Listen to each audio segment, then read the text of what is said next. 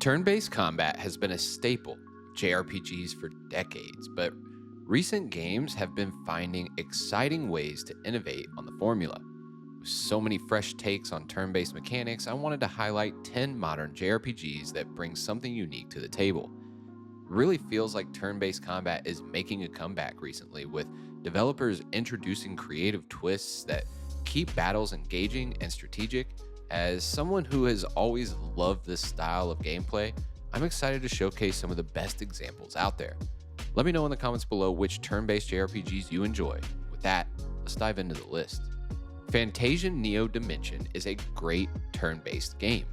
I've played a ton of turn-based RPGs over the years, and while I love the depth and strategy they offer, I won't lie, sometimes the formula can feel a little too familiar, but Fantasian Neo Dimension caught me off guard in the best way possible. Originally an Apple Arcade exclusive, it's now available on console, and after finally getting my hands on it, I have to say, it does some really cool things with its combat that make it stand out from the rest. One of the biggest highlights for me is the trajectory system.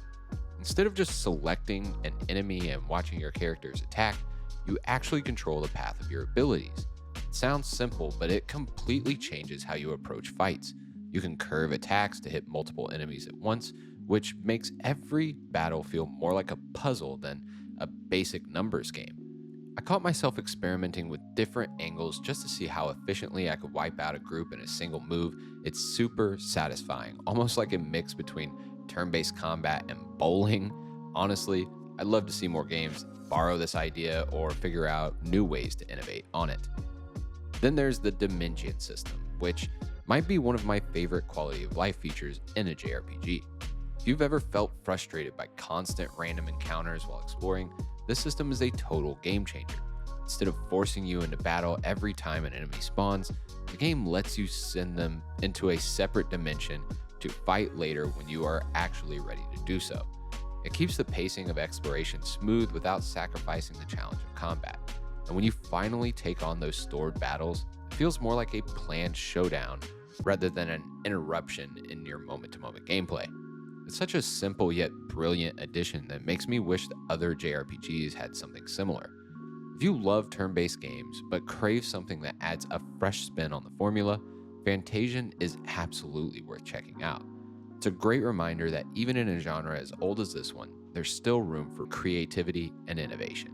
Last year, Metaphor ReFantazio was easily my game of the year, and after spending so much time with it, I can confidently say it's one of my favorite turn-based games of all time. It takes everything I love about the genre, strategy, depth, a rewarding combat, and gives it a fresh, modern twist that kept me hooked from start to finish. One of the first things that really stood out to me was the hybrid combat system. Metaphor doesn't just stick to the traditional turn-based battles, it mixes in real-time action elements that make encounters feel way more dynamic. While exploring, you can engage enemies directly, and if you catch them off guard, you start the battle with a major advantage. This small change makes a huge difference. Exploration and combat feel seamlessly connected now, and every fight feels like something you actively engage with rather than just a random encounter. Then there's the archetype system, which might be one of my favorite takes on a class system in a JRPG. It's similar to the classic job system, but with a more personal twist. Each archetype is a manifestation of a character's inner self, and as you level up, they evolve with unique skills.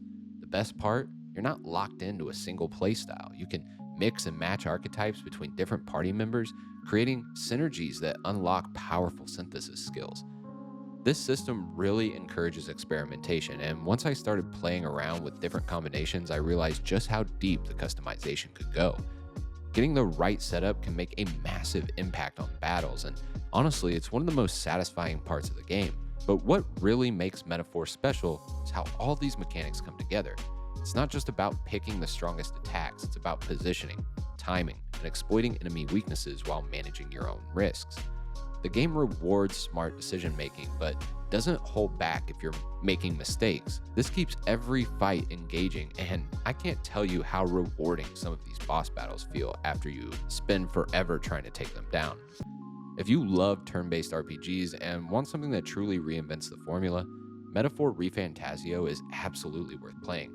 It doesn't just follow in the footsteps of the greats, it forges its own path, and I can't recommend it enough. Romancing Saga 2 Revenge of the Seven is easily one of the most interesting remakes I've ever played. A lot of classic RPGs get remade, but few manage to feel as fresh and innovative as this one does. The way it modernizes Romancing Saga 2's already unique mechanics while keeping its core systems intact is seriously impressive, especially when it comes to the turn-based combat.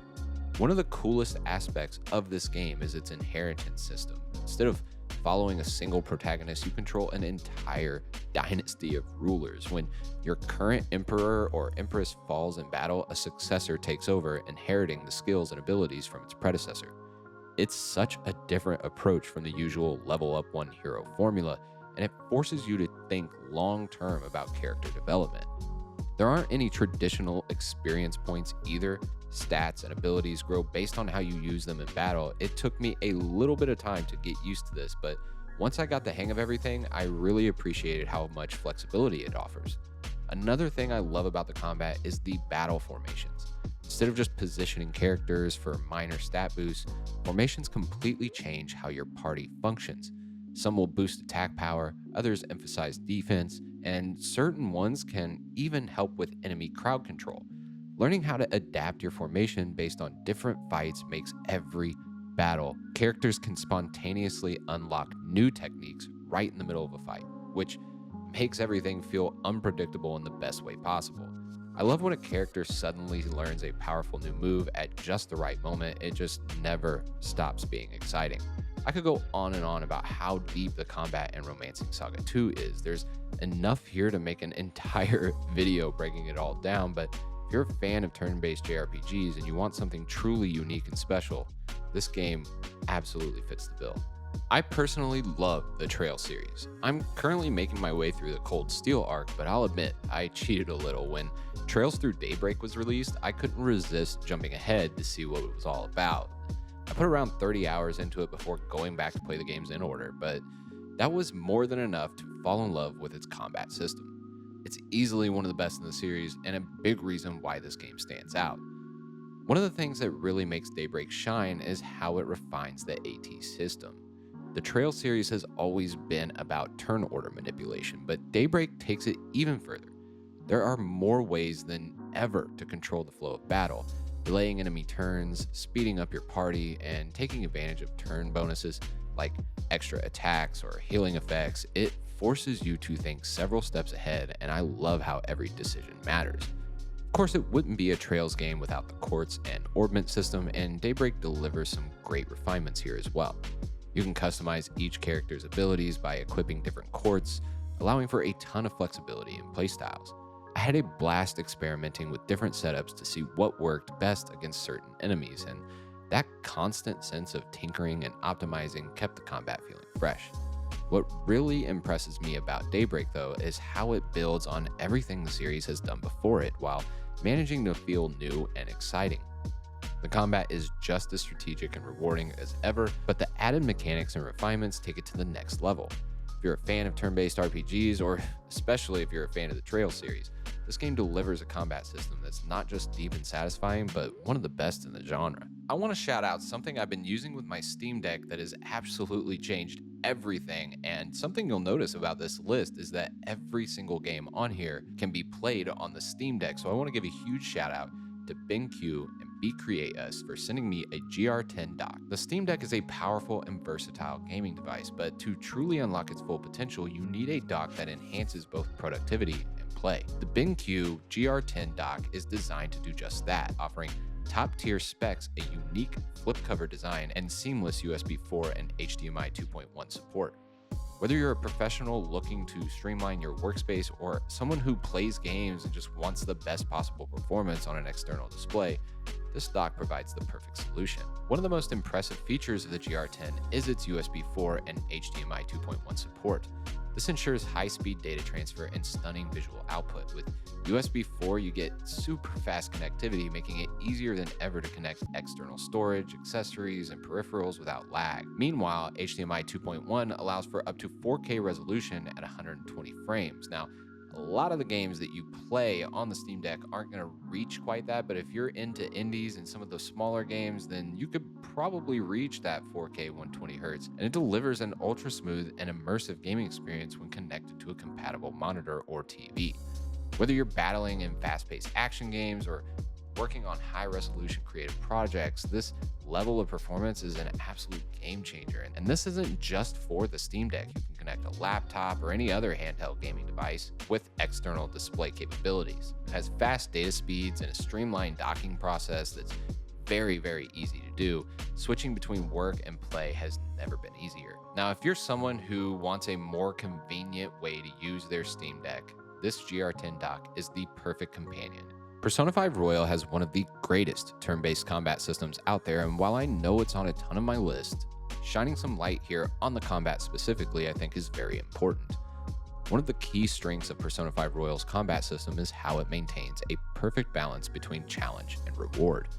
Unlike some turn-based systems that can feel kind of repetitive, Royal keeps battles engaging through the one more system, which rewards you for exploiting enemy weaknesses by granting additional actions. This requires you to use the right persona for the right situation and build out your squad to address a variety of situations at any given moment. Royal significantly improves the baton pass mechanic as well. Baton passing allows characters to transfer their extra turn to another party member, increasing your ability to attack an enemy weakness, and in doing so, you can string together a long combo of attacks that ultimately will deal massive damage. You must decide which teammate is best suited to continue an attack chain, creating opportunities for optimized damage and efficiency. Another reason Persona 5 Royal's combat is so compelling is the deep customization offered through Persona fusions. Unlike traditional JRPGs where characters have fixed abilities, Royal allows you to create and customize your own personas, equipping them with a variety of skills and passives. This flexibility means you can experiment with different team compositions and strategize appropriately to suit your playstyle. Beyond mechanics, the sheer style of Persona 5 and its combat is unmatched. The flashy UI, the character animations, the victory screens, all this makes every fight feel satisfying and visually stunning. Even standard encounters feel like high-energy showdowns, reinforcing the game's unique aesthetic and its identity as one of the most stylish JRPGs ever made. Everything you do in Persona 5 lends itself to the combat and helping improve the gameplay. No time or effort is wasted here, and for that, definitely deserves a spot on this list. The Shin Megami Tensei series has long been renowned for its challenging and deeply rewarding turn-based combat. SMT5 Vengeance continues this tradition while refining and expanding upon its mechanics, making it one of the most satisfying and engaging battle systems in its genre. At the core of SMT5 Vengeance's combat lies the press turn system, a hallmark of the series that has always grabbed me. The system rewards you for exploiting enemy weaknesses by granting extra turns, while punishing mistakes by stripping away actions. Unlike traditional turn-based combat that follows the predictable attack exchange pattern, the press turn system forces you to think critically about every action. Utilizing buffs, debuffs, and elemental affinities is absolutely essential, making every encounter feel like a high-stakes puzzle. Similar to Persona in a way, a defining feature of the SMT series is the ability to recruit and fuse demons. And Vengeance elevates this mechanic in really creative ways. You can build an optimized team of demons with specific skills, resistances, and abilities tailored to their strategy. The fusion system enables you to craft demons with ideal movesets to tackle specific encounters. This level of control ensures that every playthrough can feel unique with different team compositions, offering varied strategic approaches. While SMT5 Vengeance maintains the core turn-based mechanics the series is known for, it also introduces tons of quality of life improvements that streamline the experience. A cleaner UI, faster battle speeds, and the ability to scout enemy weaknesses efficiently are all things I wish more games would take advantage of. For fans of turn-based JRPGs, this game right here provides a combat system that is both intellectually stimulating and immensely satisfying.